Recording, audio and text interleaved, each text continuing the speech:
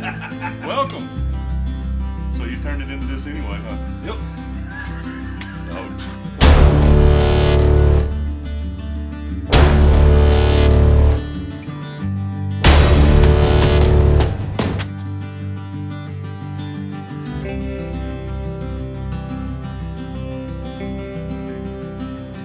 I am Scott Davidson, Solid Rock Knives.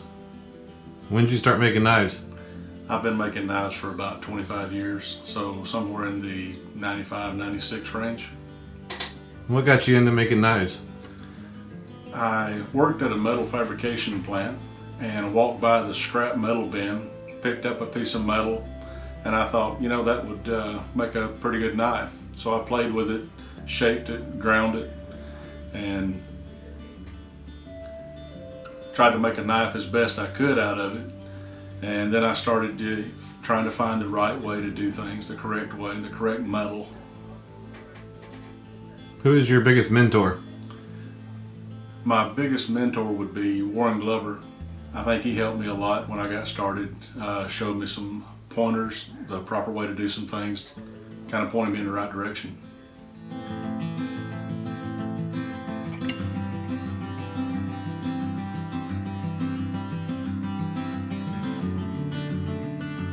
What kind of knives do you specialize in? I like the hunting knives, smaller 3.5, 4-inch blade hunting knives. That tends to be the most popular knife that I sell. I also make a knife for farriers. It's called a hoof knife, and it's for cleaning horse feet. And I have those knives all over the world. I've been making those for about 12 years now. How many apprentices have you had, and who are they? Oh my goodness. I can't name them all. You would be one. Jarrett Fleming, Rick Lemons, just to name 2 or 3. Kenneth Aycock. Right off the bat, I could name a half a dozen or so, but right off the bat, I think I've had a pretty good influence on those guys. I think most of them have ground their first knife here in this shop.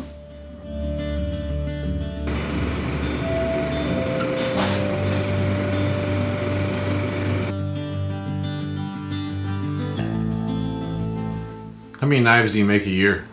I sell about 340 knives a year for the last few years. Last year I think I cut down to around 275. I'm trying to slow down a little more, enjoy life a little bit. So you've been making knives for 25 plus years. What keeps you still in the game? It's that thought of making something that somebody wants to use, that I made with my hands. It doesn't matter whether it's a knife or a steak flipper or a hoof knife, or doesn't matter what it is. It's just the thought that somebody wants something that I made. It makes you feel pretty good. What is your biggest accomplishment in the knife making? Yeah, you're gonna have to edit this one. You caught me by surprise there.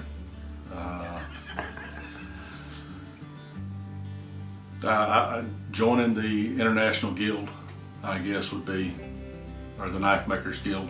That's probably the biggest thing that I've done.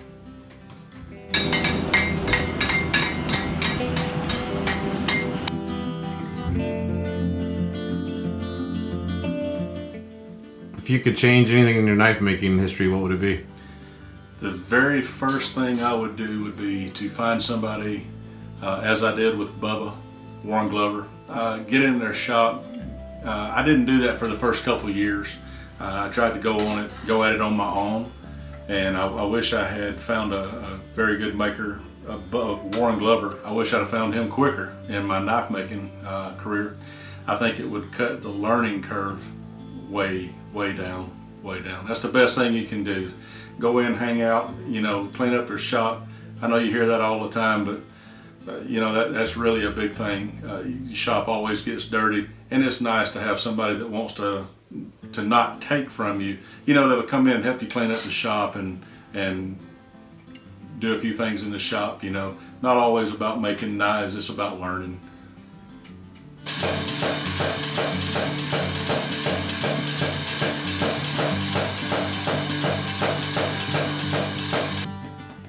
Is there any knives that you've made over the years that you want back? Well, my very first knife that I made, the first one I ground and the first one I forged, I have bought back the first one that I ground out, and I have it hanging up back here. I would not sell it for anything. The first one that I forged, nobody knows where it's at. It got gone and it got lost. But yeah, I would like to have it back also. With your apprentices, do you feel that you've taught them everything that you could, or is there more stuff they could learn? Do you learn from them? Yeah, you keep an open mind. You can learn from anybody. Any a mistake, you can see things that when you tell somebody how to do something, you watch them do it. Somebody can figure out an easier way or a better way. Even if I tell somebody how to do something, just to watch somebody go and do it, yeah, you can learn from anybody.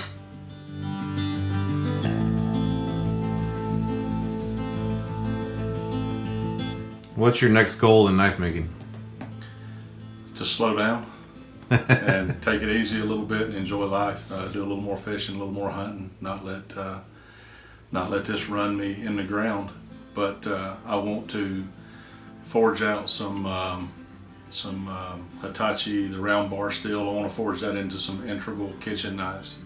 And right now, that's kind of what I'm getting set up to do. Is this what they mean by too many irons in the fire? Yeah, I should have done 3 instead of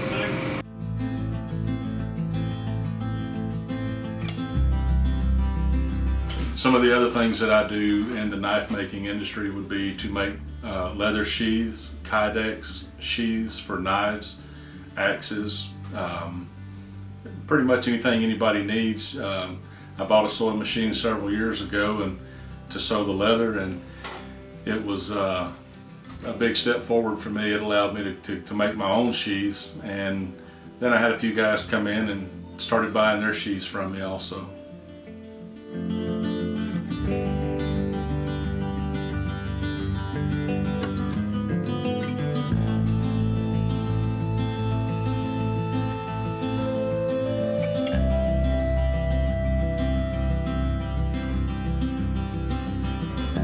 Do any of your kids do any knife making at all?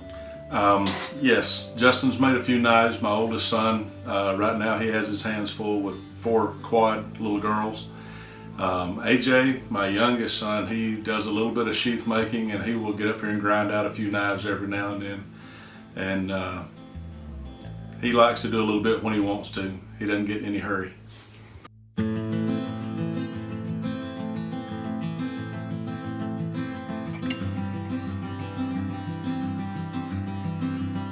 What steels do you prefer to use?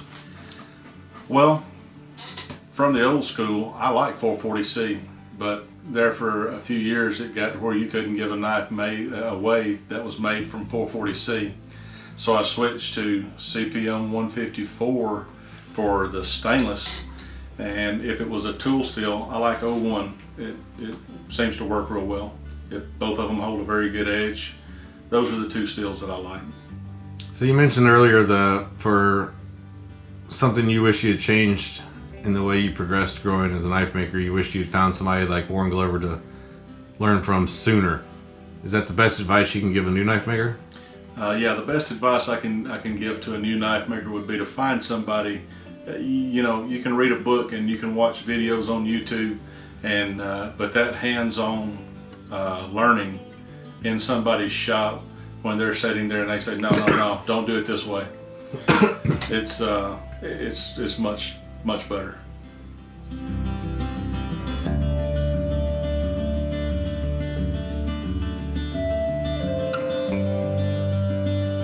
If somebody wanted to get in touch with you, whether to check out your knives or send you a message, what's the best way of getting with you? solidrockknives.com. That's my website.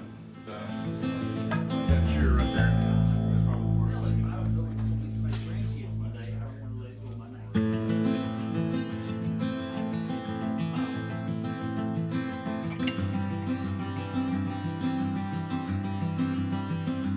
For the Chevy. Ford.